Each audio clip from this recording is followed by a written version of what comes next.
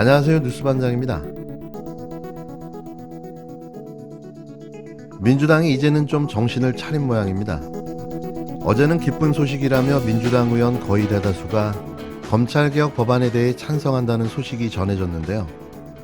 너무나도 당연한 일조차 감사해야 하는 지금의 상황이 몹시도 서글픕니다. 하지만 그것도 아직 전원 합의가 아닌 대다수 합의로 알려져 아직 갈 길이 멀구나 하는 생각을 갖게 했는데요. 그래도 몇몇 빼고는 거의 대다수라고 하니 많이 발전한 거죠. 거기에 민주당 분위기가 전투 모드로 바뀌고 있다는 점도 좋게 평가해 볼 만한데요. 그도 그럴 것이 안 그러면 다 고사할 수 있기 때문입니다. 앞으로 벌어질 검찰 공화국 5년 동안 살아남아야 할 일을 걱정해야 할 판인데요. 이렇게 죽든 저렇게 죽든 선택의 여지가 없어 보입니다. 아마 그래서였을 겁니다. 정신을 차리게 된 게 말이죠. 앞으로는 협치를 외치면서 뒤로는 폭주를 이어가고 오로지 정량만 생각하는 민주당의 국민 한숨만 깊어집니다. 나는 이제 검사 그만둔 지 오래된 사람이고, 그리고 형사사법제도는 법무부하고 검찰하고 뭐 이렇게 해서 하면 되고. 검찰의 기소권만 남기고 수사권을 분리하는 법안에 대해 검찰 조직 전체가 강하게 반발하자 민주당은 입법부인 국회를 우습게 보는 행태라고 비판했습니다. 국힘당은 민주당이 폭주하고 있다며 검찰 목소리에 힘을 실었지만 민주당은 검찰개혁 법안 추진에 속도를 내고 있는데요. 대검찰청에 이어 법무부 검찰국 검사들도 민주당이 추진하는 수사권 분리 법안에 반대 입장을 밝혔습니다. 국힘당도 민주당을 비난하며 검찰 지원 사격에 나섰는데요. 윤석열 당선인은 일단 거리를 두는 모습을 보였습니다. 상황을 이렇게 만들어 놓고 딴청을 피우고 있는 건데요. 지금 검찰에 과도한 권한을 부여하겠다며 검찰에 힘을 실어준 당사자가 윤 당선인입니다. 이 검찰이라는 이름이 마치 절대 권력인 것처럼 이 국민의 대의기관인 국회의 정당한 입법 활동에 대해서 이렇게 공개적으로 겁박하는 듯한 또 이 조직적인 집단 행동. 검찰의 집단 반발에 대해 민주당은 검찰청장 대통령 시대가 다가왔다고 국민이 뽑은 입법부가 우습게 보이는 거냐며 부끄러운 줄 알라고 경고했는데요. 수사권을 박탈하며 범죄 대응 역량이 저하될 위험이 크다는 게 검찰의 논리지만 민주당은 검찰의 기득권 지키기라고 일축하고 있습니다. 경찰은 수사를 전담하고 검찰은 재판과 관련된 법률적 조언을 하면서 효율적인 역할 분담이 가능하다는 건데요. 의원 간담회를 통해 의견 수렴을 끝낸 민주당은 오는 12일 의원총회에서 수사권 분리 법안을 당론으로 채택한다는 계획을 추진하고 있습니다. 한 민주당 의원은 검찰의 집단 행동에 검찰개혁 법안을 당장 추진하자는 주장이 설득력을 얻고 있다고 했고, 다른 의원은 이번 달 안에 처리하자는 쪽으로 의견이 모아졌다고 전했는데요. 결국 어찌됐던 검찰개혁 법안에 국회 통과를 밀어붙이겠다는 거죠. 민주당이 발의한 검찰의 수사기소권 분리법안은 모두 4개로 크게 검찰청을 폐지한 뒤 기소를 담당하는 공소청과 수사를 담당하는 중대범죄수사청으로 나누는 내용을 담고 있는데요. 당내에선 해당 법안들의 병합 작업과 세부 후속 조치에 대한 논의가 이루어지고 있습니다. 그렇다면 검찰은 왜 이렇게 강경하게 반대하는 걸까요? 그들의 반대는 수사권이 없어지는 데 대한 반응입니다. 사실 수사권은 그들에게 있어 막강한 권력을 갖게 해줬는데요. 이 수사권이 있기에 정관예우, 검사 사위 지참금, 각종 스폰과 혜택 등이 따라오게 된 거죠. 가치로 따지면 50억 원 이상의 가치를 갖지 않나 생각되는데요. 그 이상일 수도 있습니다. 이 수사권이 없어지면 그간에 누려온 기득권이 다 날아가 버리는 거죠. 기소권만 가지고는 이런 대우를 받지 못하기 때문입니다. 결국 권력이 돈인 거죠. 70년간 일제잔재로 존재하며 누려온 수사권과 기소권을 다 가진 무소불위의 사정기관, 이제는 사라질 때가 됐습니다.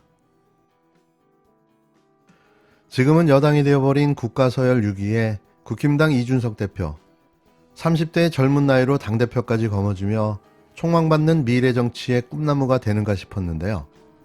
하지만 그의 과거가 그의 발목을 잡고 말았습니다. 매일같이 자신의 치부를 감추기 위한 엉뚱한 행동과 과격한 발언 등이 연일 눈살을 찌푸리게 하는데요. 그도 그럴 것이 이번만큼은 자신의 정치 생명이 끝날 수도 있는 사안이기 때문입니다. 과연 그의 운명은 어떻게 될까요? 준스톤으로 시작된 그의 별명이 마삼중에 이어 섹스톤으로까지 발전되고 있는데요. 현재의 상황을 여실히 보여주고 있습니다.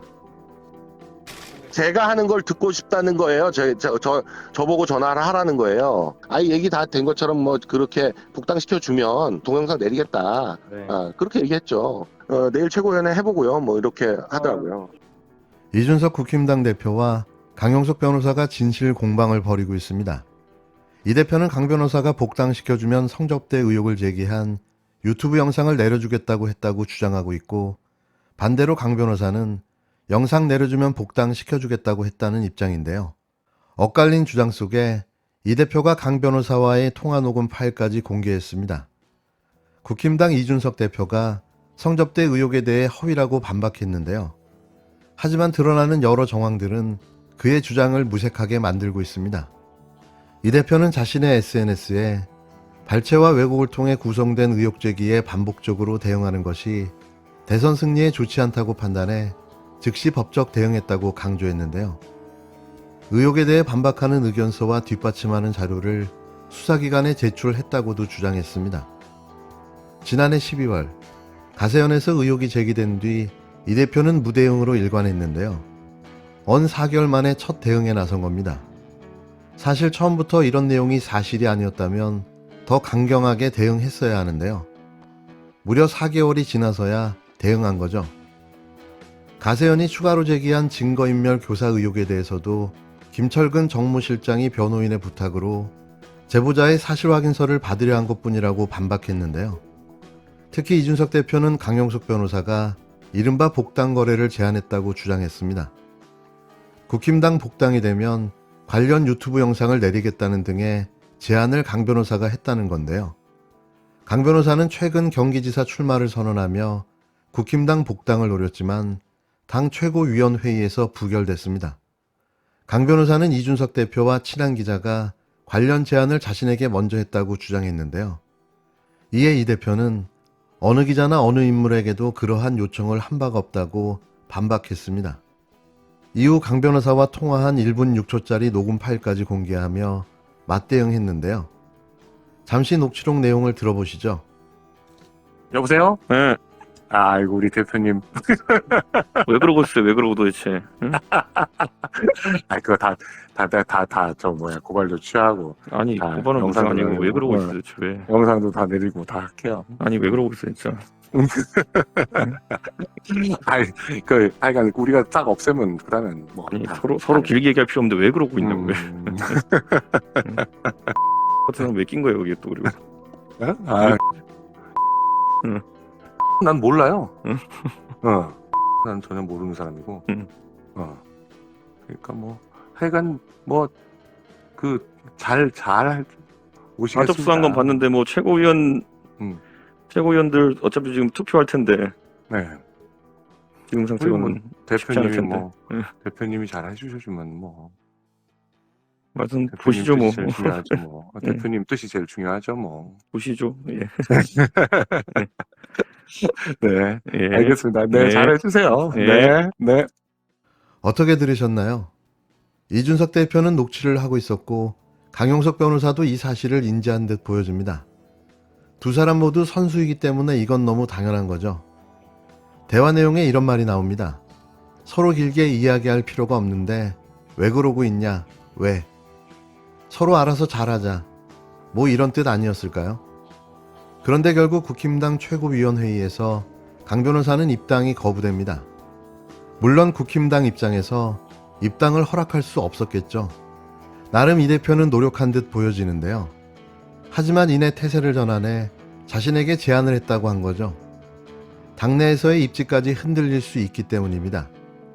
하지만 대선 종료와 동시에 그의 정치 인생도 끝났다고 봐야 할 텐데요. 용도 폐기 수순인 거죠. 그 당은 원래 그래왔습니다. 저는 뭐 그 당대표의 범죄 행위를 지적한 거라서 네, 이거는 무슨 뭐 나를 세웠다 그런 문제가 아니라 네, 이제 좀 있으면 집권당의 당대표가 이렇게 예전에 있었던 그 성상남 문제는 그렇다고 치더라도 그 범죄를 덮기 위해서 또 증거인멸 교사를 하고 이런 것들을 지적하는 것이 과연 그 저희가 뭐 당연히 해야 될 일이고